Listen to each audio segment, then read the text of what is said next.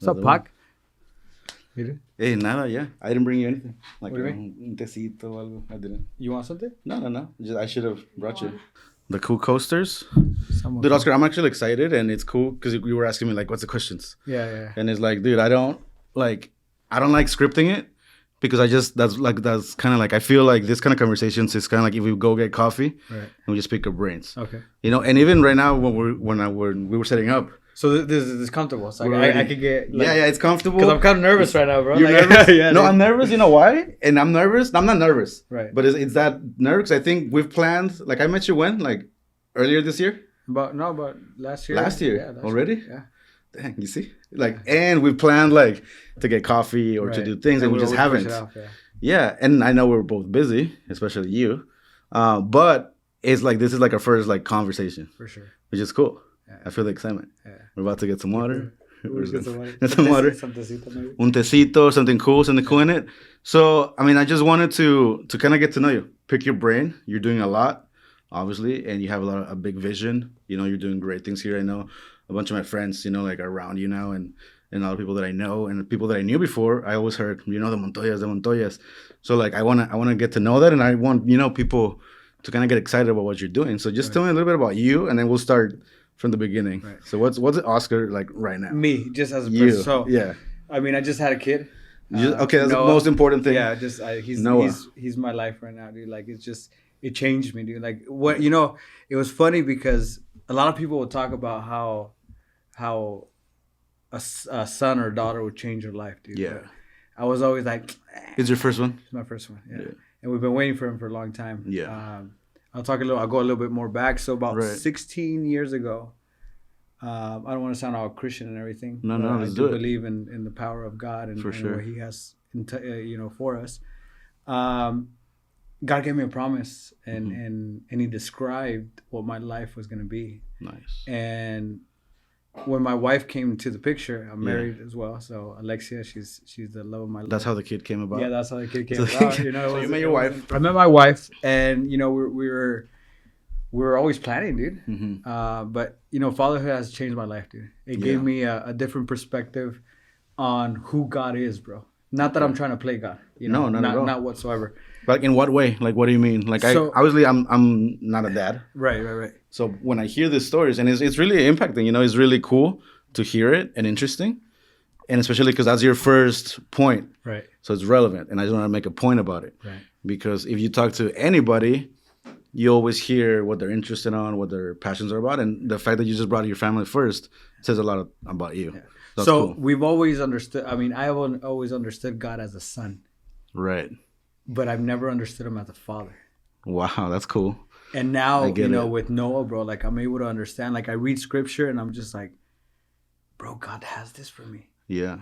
Like when the Bible says that he's never gonna give us, you know, anything that you know that we won't be able to, bro, like to handle or anything that we'll be able to handle or partake or go through it. And bro, like I see that in my fatherhood, you know, life, and it's just like, bro, like. And you feel so true. And I feel so true. Like now I believe it. It's like, I would not give my son rocks, you know, like just straight up. Like for him to eat rocks, you know, like I'll give them to him. Like we were just at an event where he was playing with rocks and stuff like that. But it was so fire for me. Like it's been these past 11 months, bro, have changed my life. Yeah.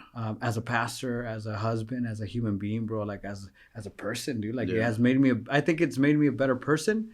But more than that, bro, it's made me appreciate who my father is in heaven, dude. Right. In a different perspective, you know, different, because he's always been good to me. Yeah, but it's cool. Is how you said, like you understand him as a son, but now you see him as a father. Right. So in what ways, in leadership, like in you as a pastor, like what's like one or two things that you know, like right away, where like, okay, I gotta change this. Grace, bro.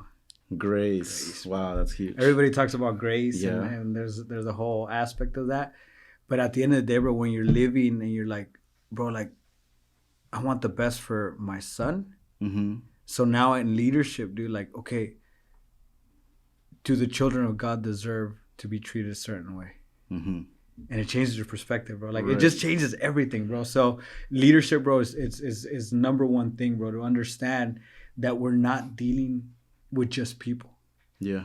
We're dealing with children of God, bro. That's Intense. I'm not treating with Like Paco, bro. Like Paco is the person, bro. Like that's the name behind the person, but the person that what's behind you, bro, is God, bro. So we're leadership. I think we have to understand, and these past couple of years, bro, like I've understood and I've taken a different perspective on leadership, bro. Like number one thing is, actually give grace. Yeah.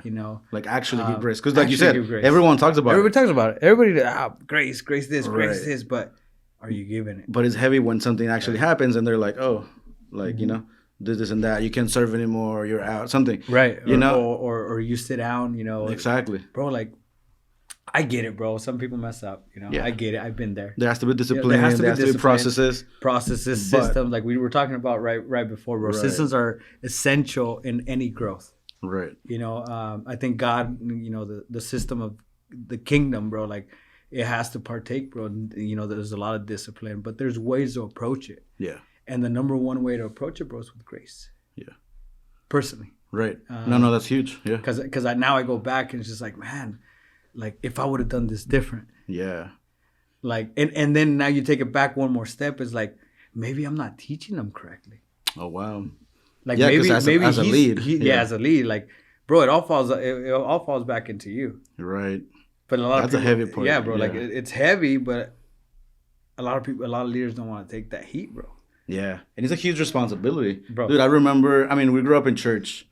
My siblings and my parents were leaders in the church. My mom was a principal at a Christian school for the church in Tijuana. You probably know the story. Yeah. No, yeah. And there was a point, right, when we were like teenagers. We were doing ministry, not really fully, matured in it. And my mom specifically, there was this conversation that she had with my brother. I was around. But he was like, oh, she didn't want us to work at a church. It's heavy to say, right. I don't say that like so on purpose, like no, you don't work at church. Yeah, and it wasn't like a regaño conversation. Yeah. But it was like she knew something that we didn't at the point that now we see, But like that there's a huge responsibility placed on leaders. Right. Because she's lived it, And it's like, I don't want you guys to grow into this and not take, or either it's going to be heavy or not amount to it, Yeah. So now we're all working in ministry, but that's kind of what we're talking about. And you know what, bro? Like, I came to find out that people worked in churches. Yeah. About 2 years ago. 2 years ago? Yeah, bro. 2 years ago? 2 years ago. Wait, no way. Yes, bro. Wait, what do you mean that people worked in churches? Yeah, that people had jobs inside of churches. Wait, what?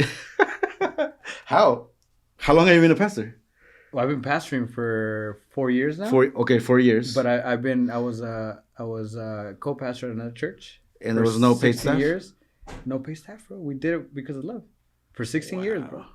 I mean, what am I going to say, right? Just drink to that because I'm a paid staff at a church. No, I mean, no disrespect. I get it now. Yeah. Like, I get it. Like, I have paid staff in my church. Okay, I get it. Yeah, you saw there's a need, but also there's a lot of people that I respect that do a lot and it's free. And they do their full-time jobs. Yeah. And they just do it for the love, like you said. Yeah, but for me, it was like...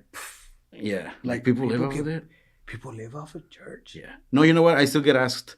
People are like, wait, like, is it a real job? Yeah. Like, I was like, I pay taxes. Right. Like, it's real. Right. It's under the government. Yeah. So it's a real job. That's crazy. Wait, so you were saying you were at a church for 16 years? For 16 years. How was that experience? How did you start on that? And it was my upbringing, bro. I learned a lot. I learned so much, bro. And I think it was essential in who I am now. Yeah. As a person, as a human being, and as a leader, bro, I learned a lot.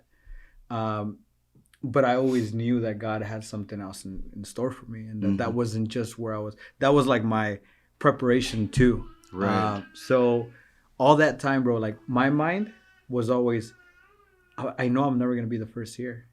Right. But I'm gonna be the best. The best second, bro, there is.